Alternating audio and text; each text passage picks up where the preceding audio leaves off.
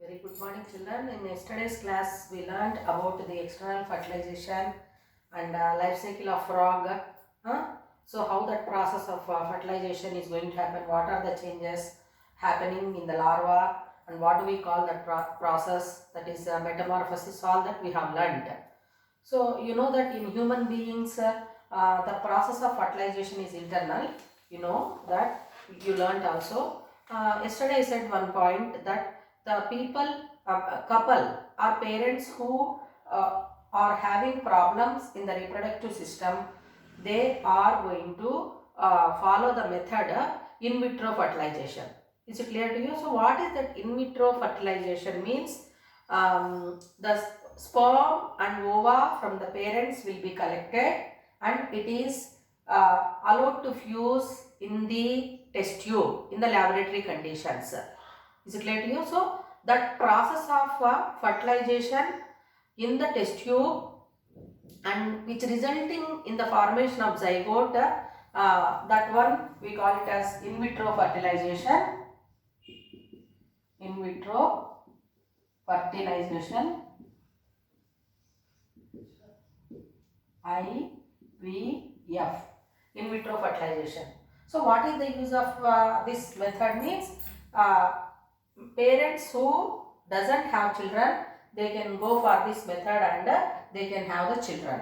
Then this in vitro fertilization, as it is done in the test tube, so the babies born with this method are called as test tube babies. Test tube babies.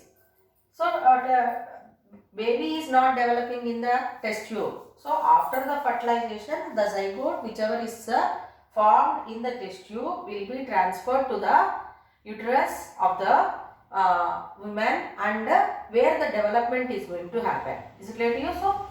So those babies which are born are called as test tube babies. Is it clear to you? You learnt that all the animals so far you learnt are said to be unisexual. But there are some animals which are said to be bisexual. Is it clear to you? So you know that plants, if you take bisexual plants, you have studied in previous class. Bisexual plant means a plant which is having the flowers having both male and female reproductive parts, that is androecium and gynoecium. When they are present, then those flowers are called bisexual flowers and the plants are called bisexual plants. Is it clear to you?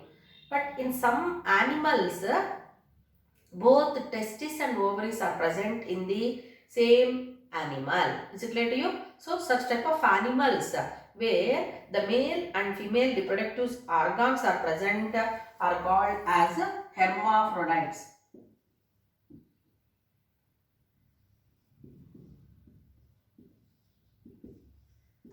Hermaphrodites. So, what do you mean by hermaphrodites? The animal which the animals which are having both testes and ovaries. Testes and ovaries. So both are present. Both reproductive organs are present. Male reproductive organs are testes and ovaries are the female reproductive organs. Both are present in the same animal. So such type of organisms are called as hermaphrodites and that condition is called as hermaphroditism. Best example, earthworms.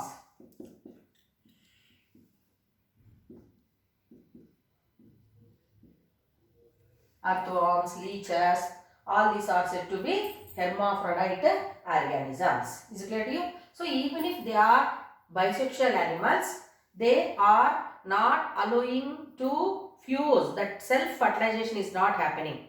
Two different earthworms come closer and where the exchange of sperms from one earthworm is going to be happening to the another earthworm. Is it clear to you? So like that here the exchange of that male gametes is going to happen and that results in the avoiding of self-fertilization. They go for other cross fertilization. Is it clear to children? So that is about this hermaphrodites and the. Till now you learned about the the reproduction, how it is happening in animals. There are other methods also which helps in continuation of race that we will learn in higher classes. So you have to read this content, story of Dolly, the clone. So cloning. So what is meant by cloning? Here it is advanced technology they are going to use. So cloning is going to give the exact copies of the parent cell.